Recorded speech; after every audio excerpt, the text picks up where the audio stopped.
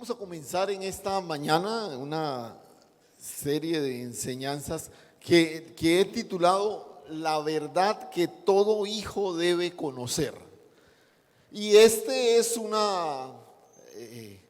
digamos, una consecuencia, una derivación natural de la pequeña serie de enseñanzas que terminamos el domingo pasado en torno al nacimiento de Moisés. Entonces, a partir de hoy, y hoy como a manera de introducción, la verdad que todo hijo debe conocer. Recuerda que parte de la inquietud que surgió cuando terminamos la serie anterior es que listo, ¿sí? Tenemos ya claro, digamos, todo lo que necesitamos hacer de manera intencional, sobre todo en el asunto de poder instruir a las nuevas generaciones, hablarles de Dios y de su historia, ¿sí? Y bueno, ¿qué es? ¿Dónde queremos ser intencionales? ¿Dónde queremos colocar el reflector, el foco? ¿Cuáles son esas verdades que queremos puntualizar? Y decíamos que alguien de las nuevas generaciones, y nosotros lógicamente, no nos podemos dar el lujo de no saber, de no conocer, de no haber interiorizado esa verdad. Entonces, repito, terminamos esa pequeña serie de enseñanzas que llamamos, o mejor, que nos invitó a soñar con una generación libre. Pero ahora vamos a hablar de esa verdad que todo hijo debe conocer. Ahora, ¿qué dice la Escritura con relación a la verdad? Porque escogí hoy voy a hacer una introducción de lo que vamos a comenzar a construir juntos, pero quiero tomarme unos minuticos para explicar un poquito por qué la expresión, ¿cierto?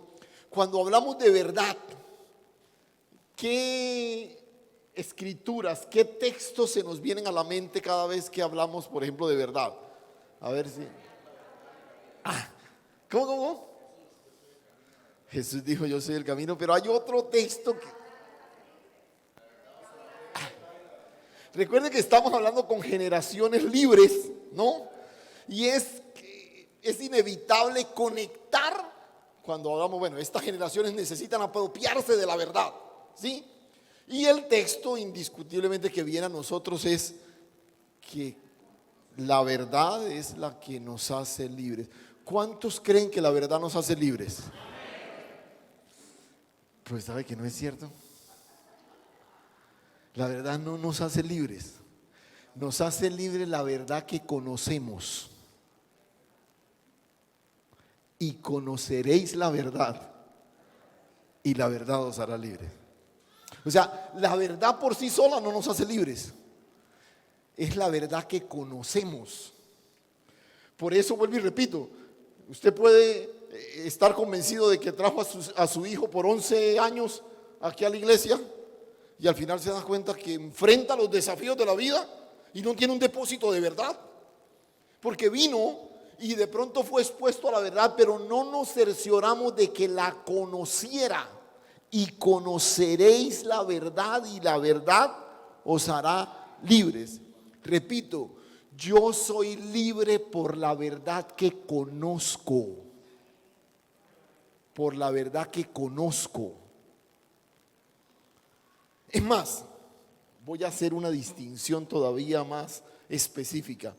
Ni siquiera es por la verdad que sabes, sino por la que conoces. Y aquí quiero marcar una diferencia entre lo que es saber y conocer. Porque saber es una apropiación académica, cognitiva, ¿sí? Pero conocer, y aquí viene la importancia, por eso estoy tratando de definir el título de esta serie. ¿Conocer qué es? Conocer es el resultado de la comunión con la verdad. ¿Sí? ¿Qué es conocer? Es el resultado de la comunión con la verdad.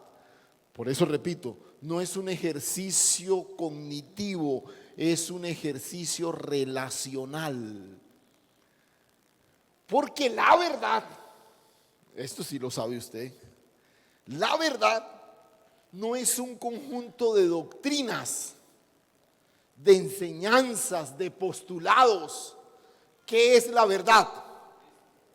Una persona, Cristo. ¿Sí me hago entender? Es una persona. Por eso, para conocer la verdad, yo necesito relacionarme, tener comunión con ella. ¿Sí? Hay gente que sabe las doctrinas, pero no tiene comunión con el Cristo revelado.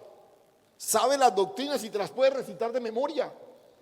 Y nadie más experto en doctrinas que un ateo, por ejemplo. Sin duda. ¿Sí? Uno se sorprende que los grandes teólogos de hoy no creen en Dios. Y te pueden explicar la escritura, te pueden explicar una cantidad de cosas a nivel de la escritura, pero no creen en Dios. No creen en Dios. Y esto suena como, ¿no? Y todo lo que saben de Dios, de la Biblia como tal, de la historia, de una cantidad de cosas, finalmente no los ha llevado a tener una comunión íntima con Dios. Y la clave está ahí. Entonces, repito, ¿qué es la verdad? Es una persona. ¿Qué es conocer? Es el resultado de la comunión con la verdad. Y esto, repito, lo hemos mencionado muchas veces. Recuerde que este es la palabra en los idiomas originales enfatiza eso. Cuando el texto habla de conocer, habla de una relación, de una comunión íntima. Por eso es el mismo término que se usa para la intimidad en pareja. ¿Sí? Dice, Adán conoció a su mujer y tuvieron un hijo. ¿De qué está hablando ahí? ¿Que se la presentaron? Mucho gusto, me llamo Adán. No. Que tuvo intimidad con ella. ¿Sí?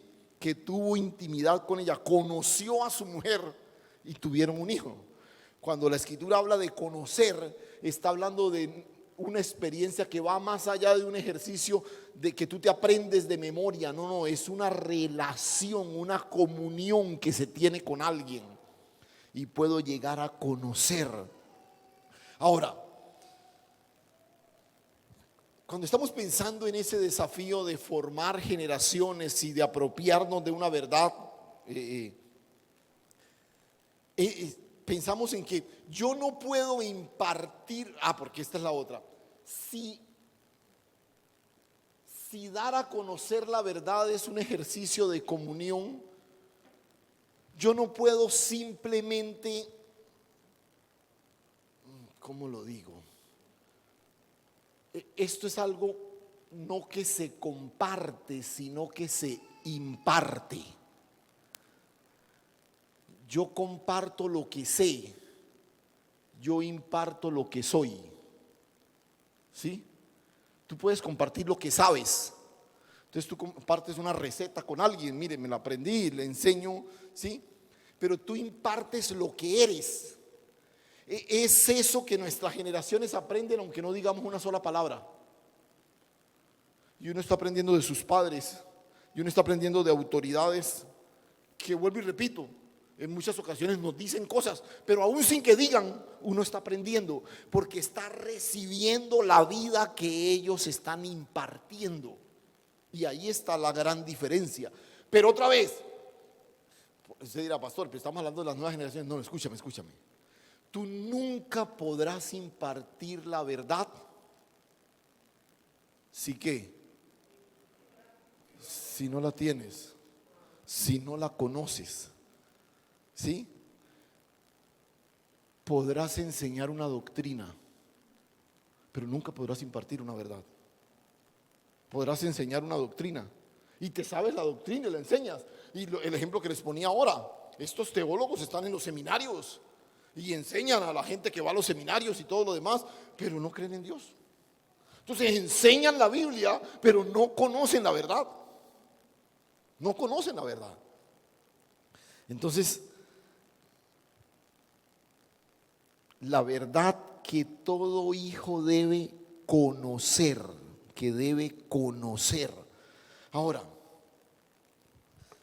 ¿qué es lo que vamos a hacer en los próximos domingos? ¿Cuántos? No sé cuántos, pero la idea es tratar de identificar esos elementos esenciales de la verdad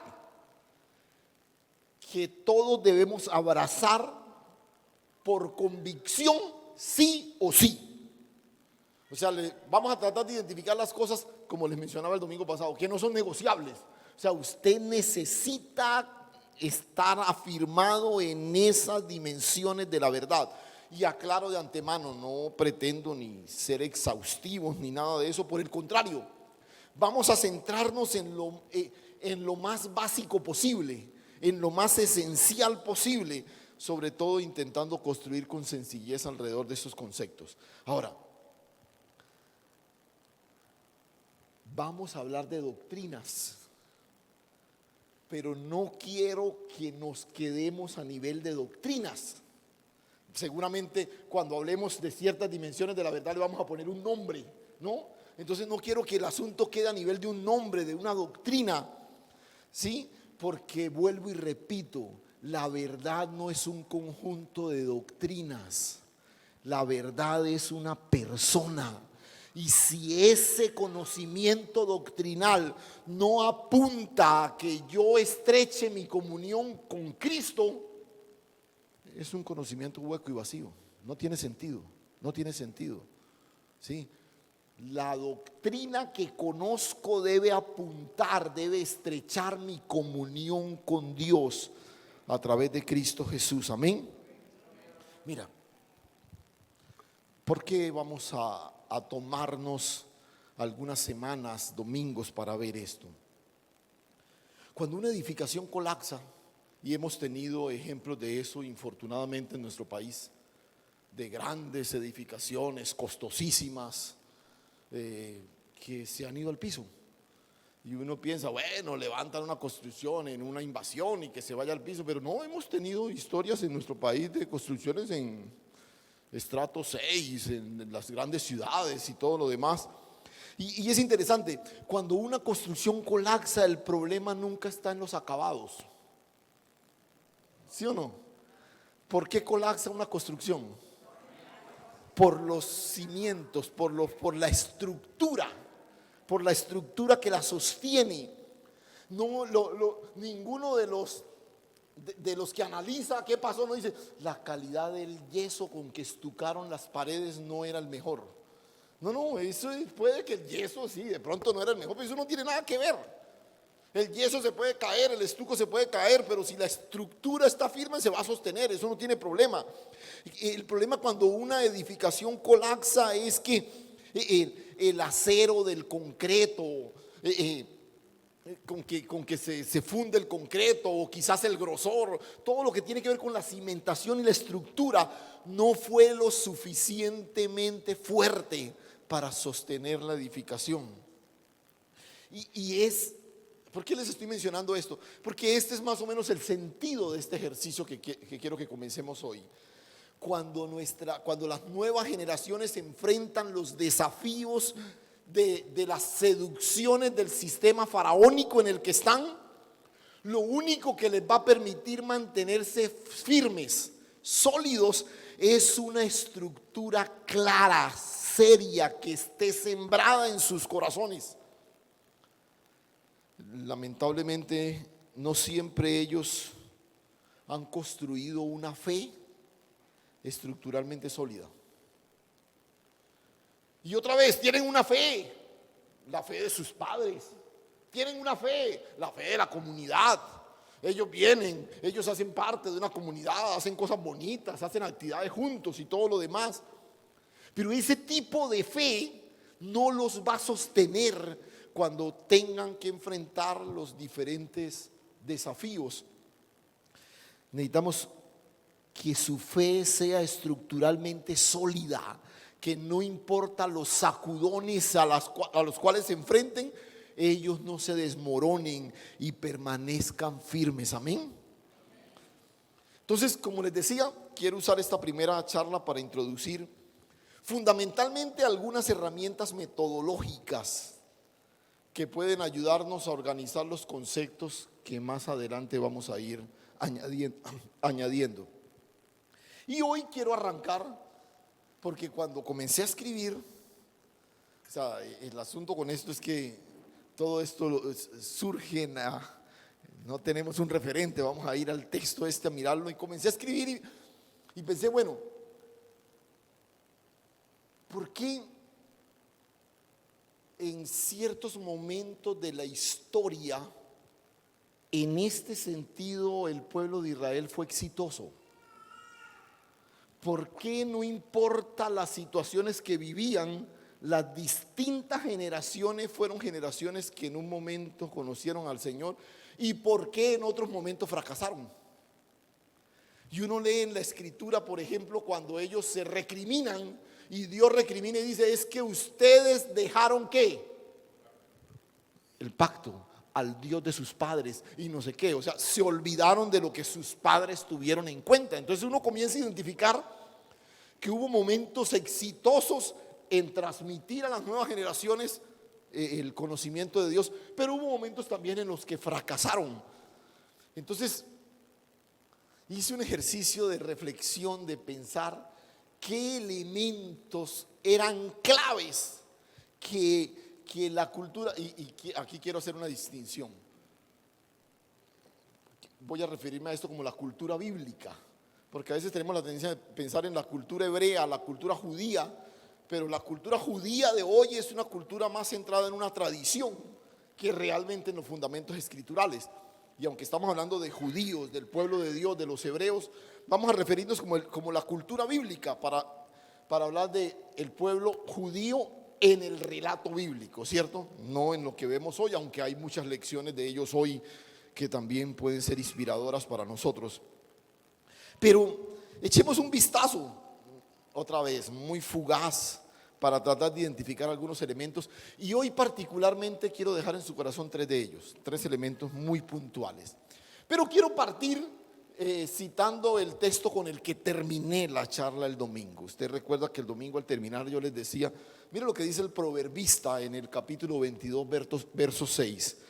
Dice, instruye ¿qué? Al niño en su camino. ¿Por qué? Porque ¿cuál es la ventaja de empezar de niños? Porque cuando llegue a cierta edad, pues va a tener claro el cimiento, el fundamento. Ahora, esto puede resultar frustrante para el que dice, pero yo hasta ahora estoy llegando. Entonces, me perdí la niñez, la juventud, ya estoy. No. El ideal es este, ¿cierto? El ideal es este. Si instruimos al niño, tenemos la garantía de que no importa el paso del tiempo, la solidez estructural de su fe le va a permitir mantenerse firme. Aun cuando fuere viejo, no se apartará de él. Por eso, cuando uno mira la cultura bíblica, el pueblo judío en la escritura, uno se da cuenta que la instrucción doctrinal era básica, era fundamental, era esencial. Un niño prácticamente desde que nace es expuesto a los mandatos de la palabra. Y como mencionaba Marcela ahora, un niño de 5 o 6 años se sabe de memoria grandes porciones de la ley. Y sobre los 10, 11 años saben completamente de memoria el Pentateuco. Lo conocen de memoria. Y uno dice, pero es que son más superdotados. No. Escuche, es que hay un trabajo intencional, específico. Y casi que desde que nace el niño es expuesto a conocer la ley, a recitar la ley, a decirla y todo lo demás. Entonces, pensando en esto, he escogido 3 detalles, 3 elementos de ese proceso de formación que me parece que son bien interesantes si los usamos para nosotros. Entonces, lo primero, ¿Por qué tenía éxito la cultura bíblica en la formación de las nuevas generaciones? Primero, porque usaban la escritura, la Torá, en todo proceso de aprendizaje. Porque recuerden que cuando hablamos de los judíos del Antiguo Testamento, ellos solo tienen la Torá, los 5 primeros libros de la Biblia, el Pentateuco. Para ellos esa es la escritura. Cuando ya vamos al Nuevo Testamento, uno encuentra que cuando se habla de la escritura, se habla de la ley, los profetas y los escritos, todo el Antiguo Testamento. Pero cuando hablamos del pueblo de Israel en el Antiguo Testamento, ellos solo están pensando en la ley, los 5 primeros libros de la Biblia, la Torá. Escuche, usaban, pongámoslo en términos nuestros, usaban la Biblia en todo proceso de aprendizaje.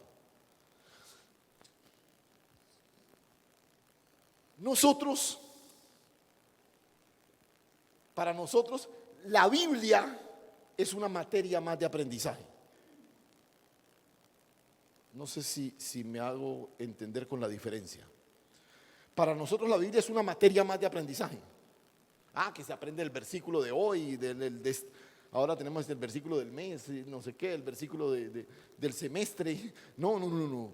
Para ellos la Biblia, o sea, todo lo que aprendían, para todo lo que aprendían, se usaba la Biblia. Se usaba la Biblia. No había área de su vida que no fueran introducidos en ese aprendizaje a través de la Biblia, a través de la ley. Cómo manejar sus relaciones con los demás, desde la ley.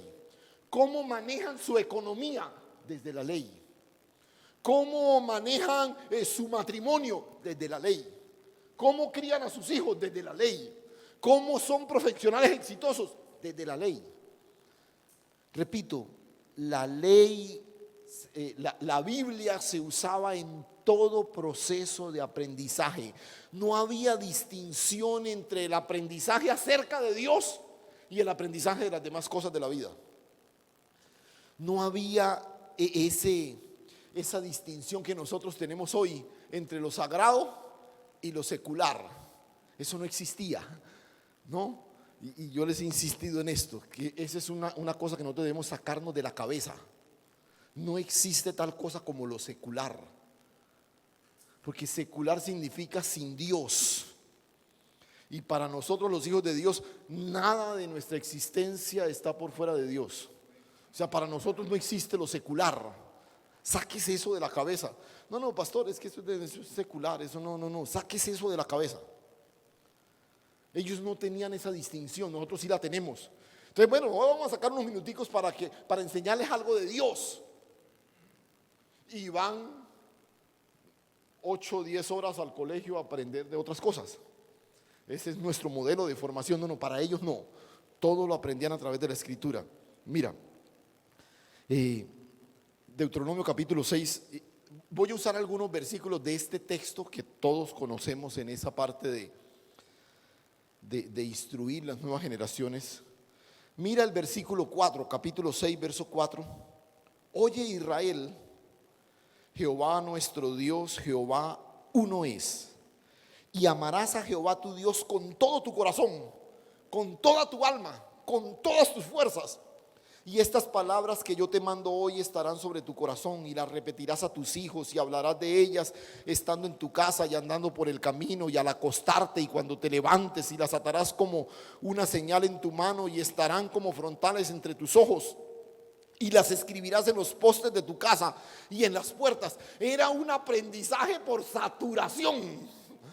O sea, ahí que voy para la calle, ahí estaba, ¿cierto? Por todos lados, y la repites, y en todo, absolutamente todo estaba permeado por la voz de Dios a través de la palabra.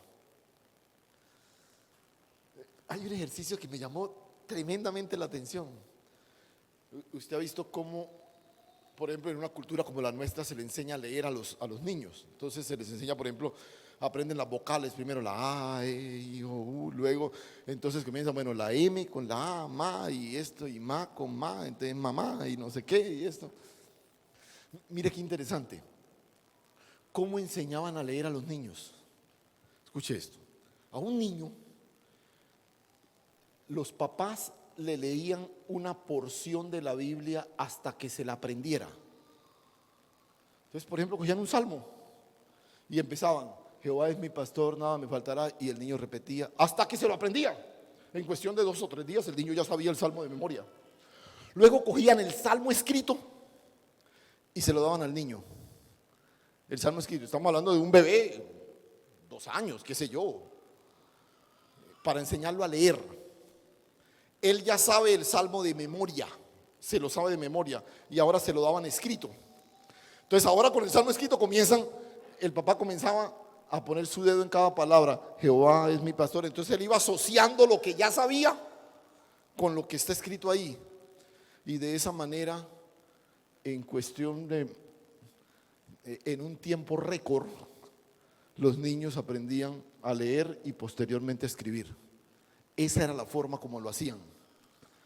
Entonces, la cultura hebrea era de las pocas culturas en la antigüedad que la mayoría de sus niños sabían leer y escribir desde muy temprana edad, desde muy temprana edad.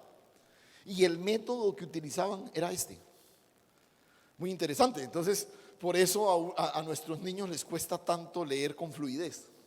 ¿No ha notado? Ellos comienzan así,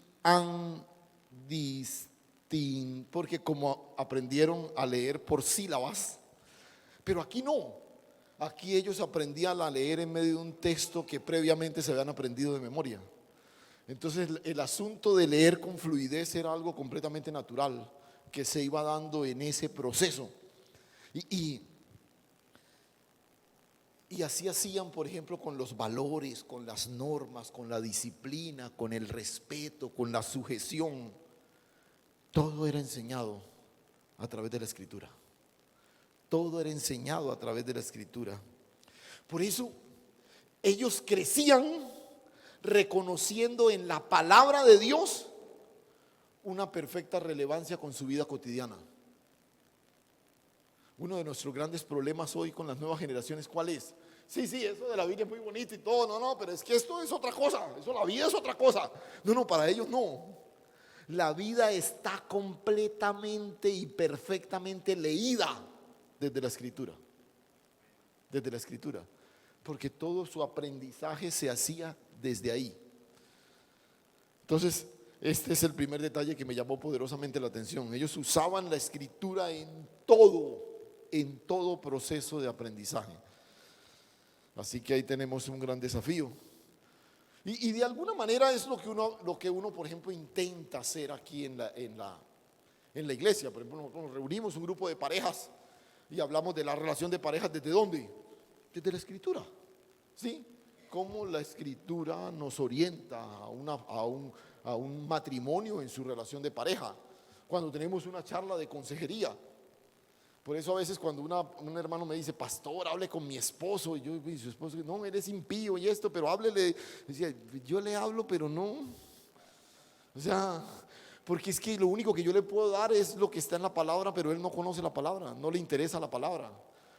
No, es que yo quiero que él sea un buen esposo, ya háblele. Pues es que lo que yo le voy a decir a él es lo que la palabra dice, y él no lo ve de esa forma. Entonces, otra vez, esa dicotomía no existía en los procesos de formación de ellos, porque la Escritura se usaba para todo proceso de aprendizaje. El segundo detalle,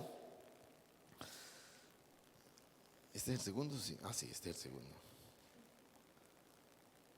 Es la importancia de la historia en la formación de las nuevas generaciones. La importancia de la historia, otra vez, vuelvo y insisto, como en el caso anterior, la historia no era una materia más. La historia era la metodología de formación. La historia era importante. Yo les decía el domingo pasado, para nuestros chicos, si conocen la historia bien, si no, no hay problema. Eso usted va a ser un ingeniero, usted tiene que estudiar en matemática, física, química, eso es lo que usted necesita. La historia no le sirve para nada, usted no se meta con eso, no pierda tiempo con eso. No, para ellos no. Y ahorita quiero que entienda por qué la historia tenía un papel importante en el proceso de formación. ¿Por qué? Escúcheme, porque la historia no era otra cosa que el recuento del obrar de Dios en cada estación de la vida. Cuando ellos se sentaban a contar la historia de la nación, lo que hacían es describir cómo Dios había obrado en cada momento de la vida de la nación y de la vida de cada uno de ellos. Por eso la historia era el registro del mover de Dios. Entonces, cuando los chicos crecían conociendo la historia, lo que están conociendo es la intervención de Dios en cada momento de la historia. Cada detalle de su existencia tiene su origen en Dios. Y pueden identificar a Dios obrando en toda estación de la historia. Reitero. Sí, nuestros padres se enfrentaron a los sirios que vinieron del norte y sitiaron la ciudad y todo lo demás. Y el rey tal, no sé qué, y logramos. No. Así no se cuenta la historia. El pueblo le falló a Dios. Dios levantó a los sirios como enemigos que vinieron y sitiaron. Y a través del profeta Dios dio palabra. Y esto, entonces, la historia es el recuento del obrar de Dios. Es el recuento del obrar de Dios en cada momento de su vida. Por eso, Dios instaba a los líderes y a los padres a que no olvidaran la historia. Miremos nuevamente ahí el texto que estamos observando en Deuteronomio 6. Mira a partir del versículo 10. Seguimos ahí en Deuteronomio 6 a partir del verso 10. Cuando Jehová tu Dios te haya introducido en la tierra que juró a tus padres Abraham, Isaac y Jacob. Nota, está hablándoles de la historia. La tierra que te daría en ciudades grandes y buenas que tú no edificaste, y casas llenas de todo bien que tú no llenaste, y cisternas cavadas que tú no cavaste, viñas y olivares que tú no plantaste, luego que comas y te sacies. Cuídate de qué, de no olvidarte de Jehová, que te sacó de la tierra de Egipto y de casa de servidumbre. A Jehová tu Dios temerás, a Él solo servirás, por su nombre jurarás, no andarás en pos de dioses ajenos, los dioses de los pueblos de vuestros padres. Y bueno, pero note el énfasis, por favor. Note el énfasis. Bueno, nosotros venimos de Egipto. No. Nuestro Dios nos sacó de Egipto. El Dios de Abraham, Isaac y Jacob. Note cómo Dios aparece presente en cada momento de la historia. Y cuando ellos están a punto de posicionarse en un escenario de bendición, y les anticipa, y van a sentirse llenos, y van a comer hasta saciarse, y van a ojo, no se olviden de Jehová su Dios, que lo sacó de la tierra de Egipto y de casa de servidumbre. Ahora, si tú observas, ellos crecen conociendo y entendiendo la historia, pero no como un relato que se estacionó en un pasado distante, sino como el recorrido de sus propias vidas. Se lo voy a decir otra vez, porque este es un detalle supremamente importante. Escuche, la historia no es un relato estacionado en el pasado. La historia es el recorrido de sus propias vidas. Sus propias vidas. Nota el verso 12 que leímos. cuídate de no olvidarte que Jehová tu Dios te sacó de la tierra de Egipto. Yo les pregunto, esos que estaban escuchando el discurso de Moisés, ¿habían salido de la tierra de Egipto? Lo más probable es que no. Recuerde que toda esa generación murió en el desierto. Pero note cómo les dice, Jehová tu Dios te sacó. Cuando uno cuenta la historia dice, no olviden, nuestros padres, ellos crecieron esclavos en Egipto y Dios los sacó. No, no, no, así no se cuenta la historia. No te olvides que a ti Jehová te sacó de Egipto. Yo ni conozco Egipto. No, no, a mí el Señor me sacó de Egipto. A mí el Señor me sacó de Egipto. Porque esta es mi historia. Es mi historia. Otra vez, no es un relato que se quedó en el pasado. No, no, es el relato de mi historia. Ellos, por ejemplo, no dicen Dios llamó a Abraham para establecerlo en tal parte. No, no, ellos dicen Dios llamó a nuestro padre Abraham y nos trajo a esta tierra. ¿Ves cómo cuentan la historia? No están diciendo Dios llamó a Abraham y lo trajo. No, no, no, Dios llamó a nuestro padre Abraham y nos estableció en esta tierra. Ellos no hablan, por ejemplo, de ese peregrinaje de Abraham como un recorrido que él hizo. No, nosotros íbamos ahí, estábamos ahí. Ellos no hablan del éxodo diciendo nuestros padres crecieron esclavos en Egipto y Dios levantó a Moisés y lo sacó. No, no, no, no. Ellos dicen Dios nos sacó de Egipto y estuvimos 40 años en el desierto. Ellos, esos que están diciendo eso, nunca han ido a Egipto ni conocen el desierto, pero es su historia, es su historia. Y aquí, aunque ya lo mencioné, quiero puntualizarlo para que usted lo tenga claro, porque ahí la importancia de la historia descansa en dos distinciones que son únicas, y sobre todo para nosotros que no vemos la historia de esa manera, ¿no? Lo primero, ya lo mencioné, es que la historia es sencillamente la descripción del obrar de Dios. Aquí no importa las victorias de Israel. Aquí lo realmente importante es que Dios les dio la victoria. Punto. La creación es la intervención de Dios trayendo a la existencia todo lo que vemos. Si usted observa, por ejemplo, el capítulo 1 de Génesis, uno quisiera un poquito más de explicación, ¿no? Arranca diciendo en el principio creó Dios los cielos y la tierra. Sí, bueno, pero eso fue como cuándo, y como Dios de dónde salió, y uno tiene tantas preguntas, pero para ellos no. La historia es la intervención de Dios, punto. Entonces, ese es el primer detalle con relación a la importancia de la historia. Y el segundo, también se los mencioné, pero repito, lo coloco aquí para que lo tengan allí es que la historia es su historia. Su historia. Ellos crecen inmersos en la historia del obrar de Dios.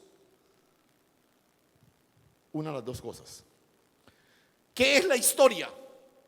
¿Qué es la historia? Es el recuento del obrar de Dios. Pero si yo me acerco a la historia como mi historia, entonces yo crezco inmerso, metido en el obrar de Dios, en mi historia. Durante toda su vida ellos crecen siendo conscientes del obrar de Dios en su historia. Porque no es el Dios que libró a nuestros padres allá cuando la ciudad fue sitiada por Senaquerib. No, no, no, no. Es el Dios que nos libra cuando nuestra vida está sitiada en medio de cualquier situación. ¿Ves el asunto? Porque no es la historia del pasado, es la historia de ellos.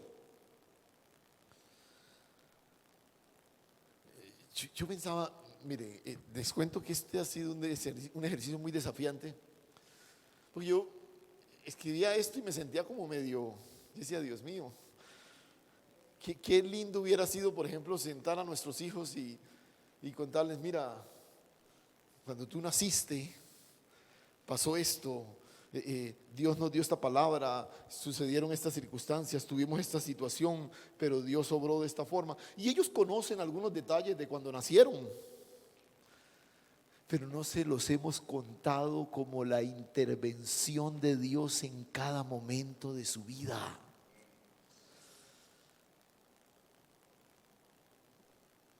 Que a la mamá le diagnosticaron una situación complicada en su embarazo, que de pronto iba a suceder esto, que era probable que pasara aquello, pero que recibimos confirmación de Dios de que todo iba a salir bien, que hicimos esto y que Dios, otra vez, ellos conocen los detalles de lo que ocurrió, pero a veces no somos intencionales en mostrarle que detrás de todos esos detalles, lo que ocurrió fue la intervención soberana de Dios en cada momento de sus vidas. Porque ellos crecerán conscientes de eso, de que no hay un momento de su vida en el que Dios no esté ahí interviniendo permanentemente. Aleluya. Pero le dije que le iba a mencionar 3 cosas. Entonces, lo primero, ¿recuerdan qué fue? Lo primero es el uso de la escritura, ¿no? La escritura era usada para enseñar todo, para todo proceso. Lo segundo era la importancia de la historia. Y ya usted ha aprendido que la historia no es una materia, no.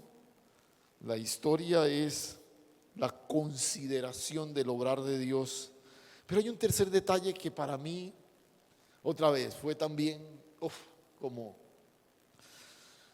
Y lo he llamado el carácter instructivo de las celebraciones, de las fiestas, o el valor formativo de las fiestas, póngalo como quiera, ahí porque yo después de que lo escribo como que no me gusta y lo cambio y me gusta menos, entonces ahí usted puede editarlo, el carácter instructivo o el valor formativo de las celebraciones, de las fiestas.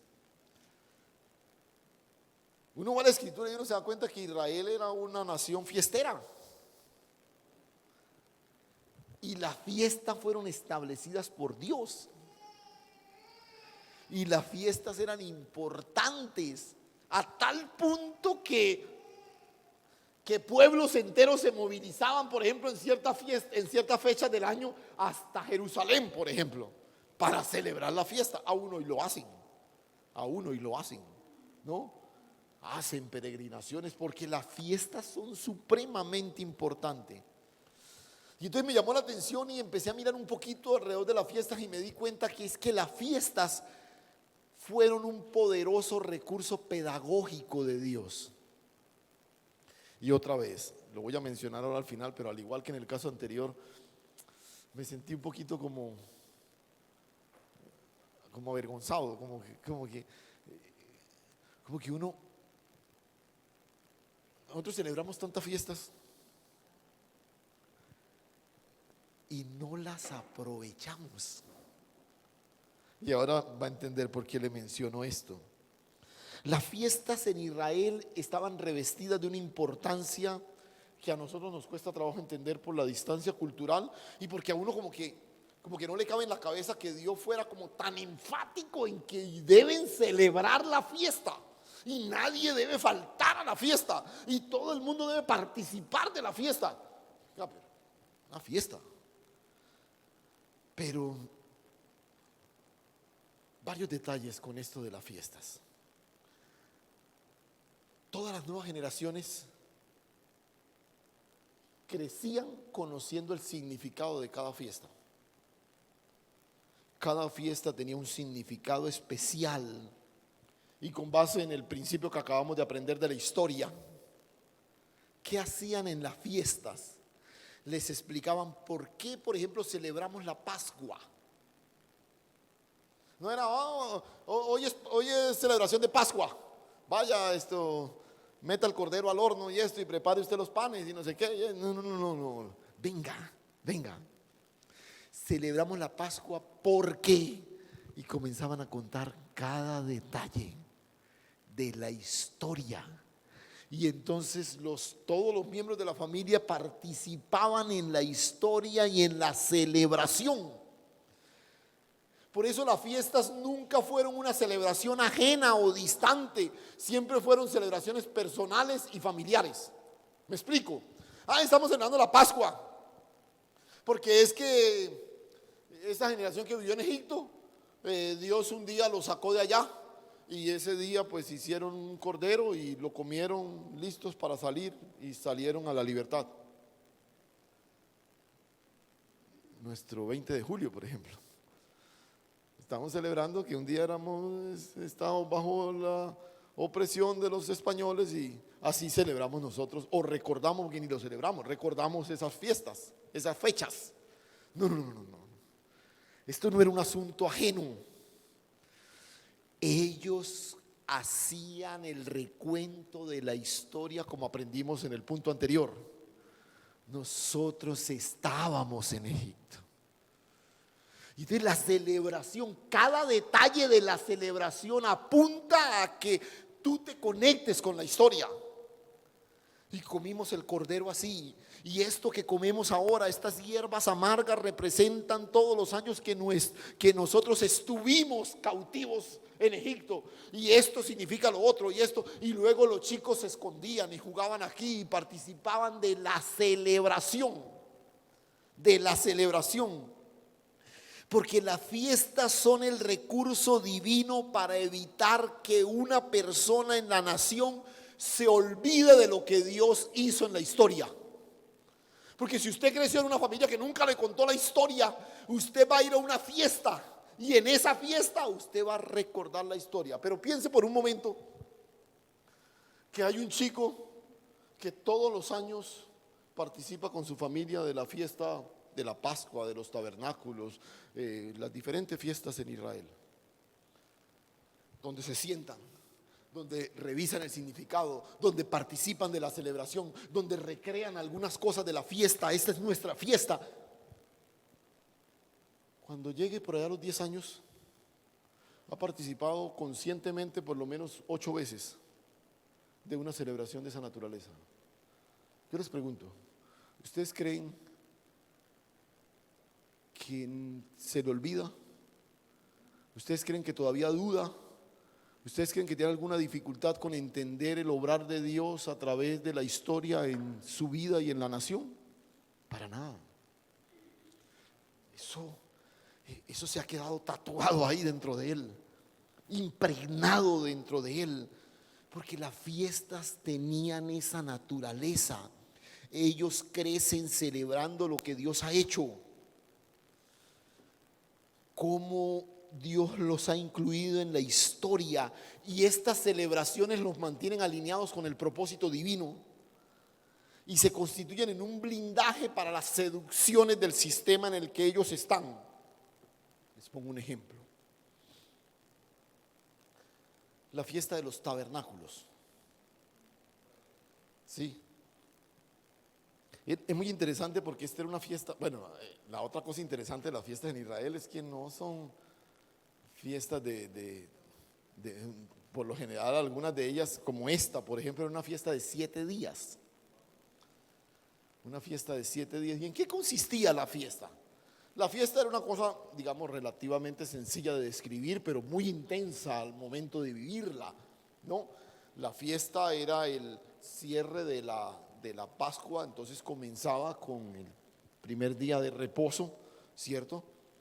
Entonces, luego durante 7 días la familia hacía sacrificios, presentaba ofrendas al Señor y todo lo demás. Y las familias conseguían ramas, o sea, para armar pequeñas chozas en los patios de la casa, y se pasaban el día allá, ¿no? La idea de eso, ¿cuál era? En medio de todo eso se sentaba el papá con sus hijos, donde seguramente ofrecían una ofrenda al Señor y todo lo demás, y ahí en ese espacio entonces el padre les decía: cuando nosotros salimos de Egipto, Dios nos llevó al desierto y habitamos en tiendas durante 40 años. Y los pelados están ahí, metidos en medio de esas chozas improvisadas ahí. ¿En serio? Sí. Durante 40 años. Y nunca nos faltó la provisión de Dios. Y todos los días salíamos de estas tiendas a recoger el pan que caía del cielo. Y entonces los chicos comienzan a vivir esa experiencia y van creciendo en medio de esa experiencia. Y entonces, por ejemplo, elementos como la solidaridad, elementos como la dependencia absoluta del Señor, elementos como desprenderse de todo eso material con que las nuevas generaciones hoy crecen tan aferradas a lo material. Todos esos elementos se formaban ahí en medio de esas celebraciones. Hoy, por ejemplo, uno mira la cultura judía y uno se sorprende, muy prósperos, ¿sí? Algunos dicen que son dueños de más de la mitad del mundo, pero sí, muy próspero, indiscutiblemente. Pero es muy llamativo porque no es esa tendencia de muy prósperos, pero muy solidarios. Muy solidarios. Es muy interesante, conocí algunos relatos de familias judías en ciertos países donde llegan y migran y crecen sus grandes negocios, pero llega alguien, inmediatamente lo cobijan y lo ayudan hasta que esa persona también se levanta. Ahora, todos esos principios son legados de generaciones que muy curiosamente fueron formados en ellos en medio de las fiestas. Y mira, ahí en Levítico 23, hablando específicamente de esta fiesta de los tabernáculos, comienza en el día de reposo y termina en el siguiente día de reposo durante toda una semana. Ellos están ahí. Pero en el capítulo 23 de Levítico dice: en tabernáculos habitaréis 7 días. Todo natural de Israel habitará en tabernáculos. Todo. Ya, todo hombre en Israel debe participar de la fiesta. ¿Para qué? Para que sepan vuestros descendientes que en tabernáculos hice yo morar a los hijos de Israel cuando los saqué de la tierra de Egipto, yo Jehová vuestro Dios. Vea, una cosa es tú sentarte con tu hijo y contarle: Dios nos sacó de Egipto y estuvimos por el desierto. Otra cosa es que por 7 días en el patio de la casa armes una tienda y te sientes con ellos y diga: y por 40 años estuvieron aquí y Dios no le faltó. O sea, olvídate, la comprensión de la intervención de Dios es completamente distinta. Entonces las fiestas tenían ese recurso, o eran ese recurso mejor. Y aquí es donde quiero desafiarle a algo, porque es parte de lo que Dios me habló en medio del acercamiento a la palabra en este punto en particular. Nuestras fiestas han dejado de ser conmemoraciones y hemos desaprovechado por completo, porque ¿sabe qué es lo interesante de las fiestas? Que son como citas obligatorias. ¿Sí ves? Hay cosas que uno planea, vamos a planear una salida y a veces no se puede, pero cumpleaños hay todos los años, ¿o no? Semana Santa hay todos los años, Navidad hay todos los años. O sea, ¿qué son las fiestas? Son como una cita obligatoria, como que la historia se encarga de citarnos todos los años, a sentarnos a que recordemos un evento especial, un momento especial. ¿Sí ves? Entonces dice: no, voy a hacer algo especial con mis hijos, voy a hacer un paseo, voy a salir para sacar un tiempo, y a veces no se puede. Pero otra vez, pero en Navidad nos sentamos todos. y de pronto el que está lejos viene y todo lo demás, y como que la historia se encarga de citarnos en forma obligatoria en el marco de una fiesta. Pero hacemos de todo, menos usar ese recurso que Dios nos da. Y te estoy citando simplemente celebraciones como Navidad, como Semana Santa. Y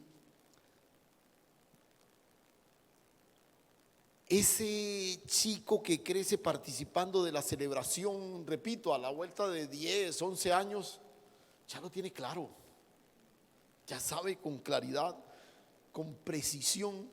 Pero otra vez, nuestros chicos llegan a los 10, 12, 15 años y no tienen claro realmente por qué celebramos Navidad. ¿Cuál es el verdadero sentido de una celebración de Navidad? ¿Dónde está lo especial de esa celebración? Y ya estamos pensando en la comida, en los regalos, en esto y lo otro. Y otra vez, no estoy diciendo que deseche ese tipo de cosas. No, pero aprovechemos lo central de una oportunidad de esas.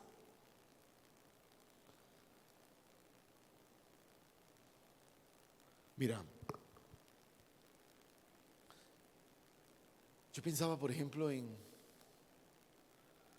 ¿cuántas fiestas de cumpleaños has celebrado con tus hijos? Y es muy interesante, uno va a celebrar una fiesta de cumpleaños para sus hijos y ¿en qué piensa? ¿No? ¿De qué va a ser la piñata? Las sorpresas, en no sé qué. Y vuelvo y repito, no estoy diciendo, mira, no, pero nota que para nosotros nunca lo primero es lo primero. Y nota, al final de la fiesta, vamos a suponer que era la niña y la fiesta fue de la princesita, denme el nombre de una princesa ahí de estas. ¿Cuál? Sofía. Esa es la princesa Sofía, no, Sofía está allá atrás. Bueno, una princesa de esas de. Entonces, al final de toda la celebración, la chica se sabe toda la historia de la princesa. Y se conoce, no sé qué, y los personajes, y durante esos días de la fiesta vio la película 5 o 6 veces y no sé qué, y todo lo demás. Y vuelvo y repito, o sea, pero quizás no sabe todo lo que Dios hizo para traerla a la existencia, que quizás fue el resultado de la oración de sus padres, que muchas cosas especiales pasaron en su nacimiento y que en cada momento de su vida, los años anteriores han sido el recuento de todo lo que Dios ha hecho. Y de verdad, mire, esto no lo estoy diciendo para allá, estoy diciéndolo para acá. Porque tengo que confesar, yo no, sí, las fiestas y todo lo demás, y siempre me pareció como exagerado que Dios le pusiera tanto énfasis al asunto de las fiestas. Pero son un poderoso recurso en la formación de las nuevas generaciones. Yo espero que cualquier celebración que usted haga en su casa de aquí en adelante ya no vuelva a ser igual. Que revistamos nuestras celebraciones de una naturaleza realmente propositiva hacia la verdad o desde la verdad.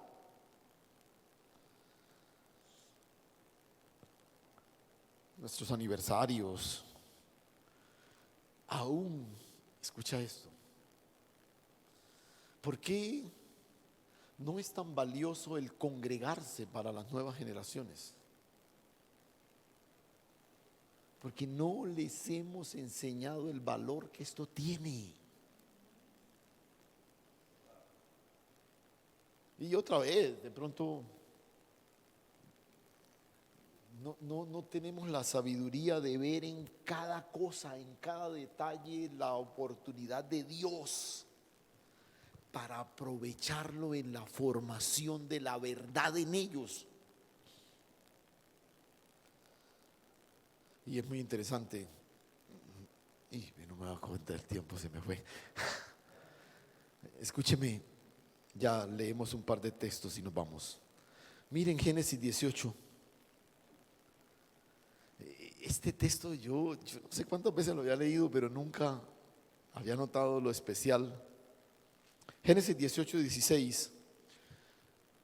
Dios manda a unos varones para decirle a Abraham que ya, la promesa que le había anunciado ya se va a hacer una realidad, y le dice: mira, dentro de 9 meses tu esposa va a tener un hijo.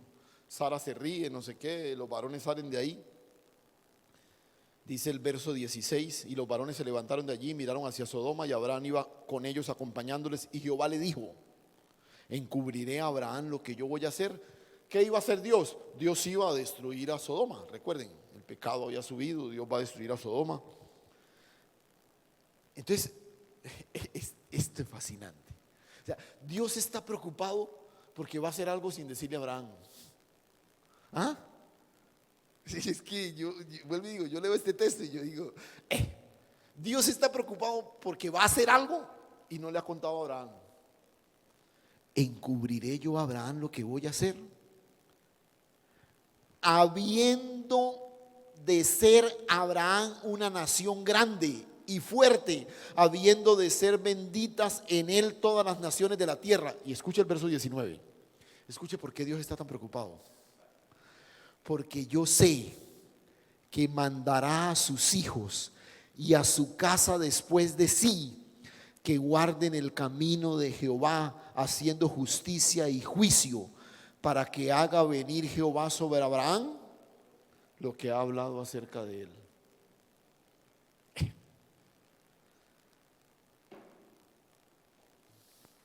Escuche esto. Esto debería ser un desafío para nosotros a partir de hoy. Que cuando Dios se refiere a nosotros, diga: es que yo sé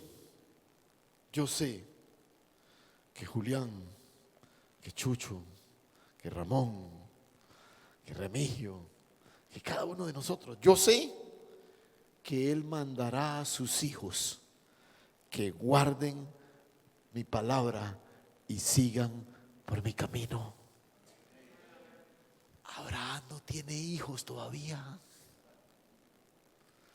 Y Dios se para y dice: ¿sabe por qué yo no soy capaz de ocultarle a ese hombre nada?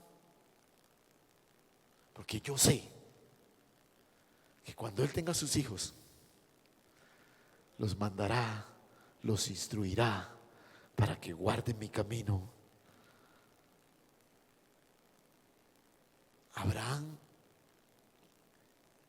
y viene la otra cosa fascinante del texto. Por favor, estúdielo en casa. Nota cómo termina el texto. La parte final del verso 19: para que haga venir Jehová sobre Abraham lo que ha hablado acerca de él. O sea, Dios ha hablado algo acerca de Abraham, pero Abraham lo va a hacer venir sobre él. ¿Cómo? Mandando a sus hijos que guarden sus caminos. Cuando tú te comprometes con las generaciones de Dios, Dios se compromete a que se cumpla en ti todo lo que Él ha dicho. Todo lo que Él ha dicho. Pero además de eso, se compromete a revelarte lo que aún no sabes. ¿Cómo le encubriré yo a Abraham lo que voy a hacer? Dios no está obligado a decirte lo que va a hacer, pero le fascina revelarle a sus hijos su propósito.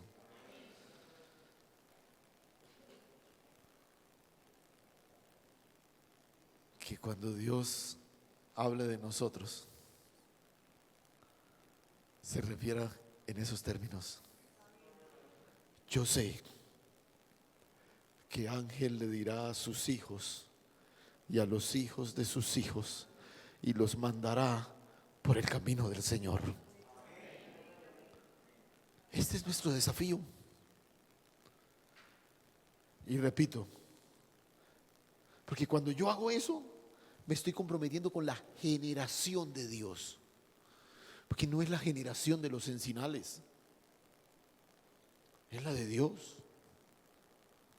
Entonces, como me comprometo con la generación de Dios, Dios se compromete a cumplir en mí todo lo que Él ha dicho. Todo lo que Él ha dicho. Cierra tus ojos un momento.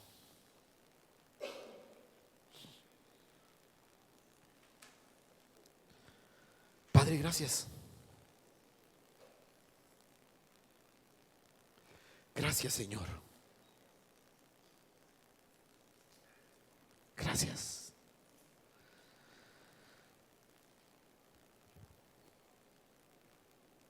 Ayúdanos, oh Dios, a apreciar de manera diferente tantas cosas que vivimos a diario y que no nos hemos tomado el tiempo de identificarte a ti en cada estación de nuestras vidas, Señor. Para muchos, la historia de sus vidas es la historia del sacrificio de sus padres o de lo tenaces que han sido. Expresiones como muy propias de los santanderianos: es que yo he sido un berraco en la vida y eso es lo que me tiene aquí. Y nos hemos olvidado de verte a ti en cada episodio de nuestra historia.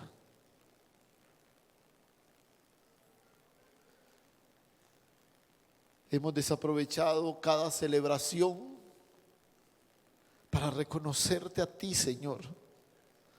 Ver el significado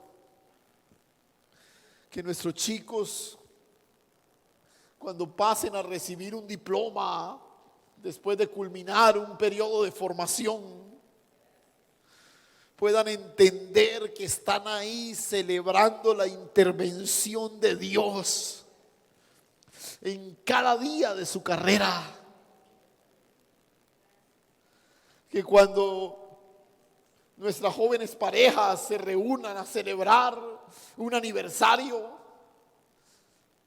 puedan tener clara la intervención de Dios en cada momento de su historia, Señor. Que cuando nos sentemos en familia, quizás alrededor de un árbol lleno de luces, de una mesa llena de viandas y comidas, podamos tomarnos el tiempo de recordar que estamos ahí porque un día Dios se acercó tanto a nosotros que se hizo como uno de nosotros.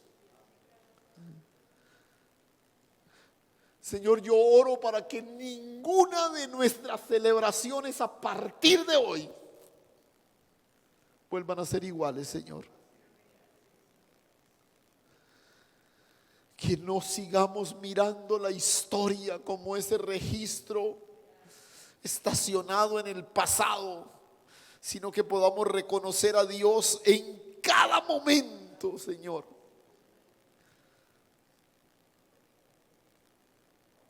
Que la escritura no sea una materia más, los 15 minutos de un devocional, sino que sea el recurso más valioso de formación en todas las áreas de nuestra vida. Gracias, Señor. Gracias, Dios. A ti la honra y la gloria en Cristo Jesús. Amén.